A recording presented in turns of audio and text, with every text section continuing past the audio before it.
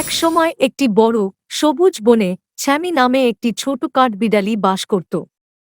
ছ্যামি ছোট এবং খুব কৌতূহলী ছিল। তিনি লম্বা গাছগুলি অন্বেষণ করতে এবং শাখা থেকে শাখায় লাফ দিতে পছন্দ করতেন।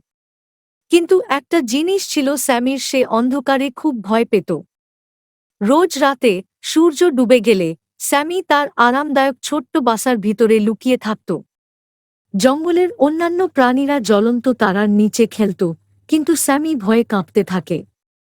এক সন্ধ্যায় বন শান্ত হয়ে উঠলে স্যামি একটি মৃদু কান্না শুনতে পেল। এটা তার বাসার বাইরে থেকে আসছিল। তিনি বাইরে উঁকি দিয়ে দেখলেন যে একটি বাচ্চা পেঁচা একটি ডালে আটকে আছে, যাতে এটি উড়ে না যায়। স্যামি ভাবল, আমার তাকে সাহায্য করা দরকার। বাচ্চা পেঁচা ডাকল।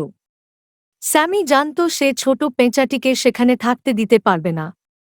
যদিও তিনি অন্ধকারে ভীত ছিলেন, তবুও তিনি প্রয়োজনে বন্ধুকে সাহায্য করার জন্য যথেষ্ট সাহসী ছিলেন। তাই তিনি একটি গভীর শ্বাস নিলেন, একটি ছোট ডাল ধরলেন এবং গাছটি ছুঁড়ে ফেললেন।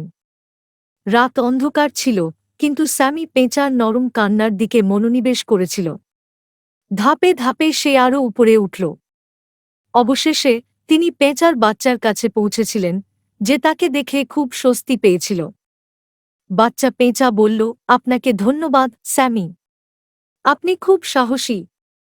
নিজেকে গর্বিত মনে করে স্যামি হাসল।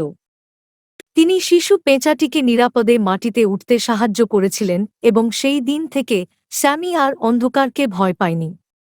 তিনি বুঝতে পেরেছিলেন যে সামান্য সাহসিকতা এবং দয়ার সাথে অন্ধকার রাতগুলিও আলোয় ভরে যেতে পারে।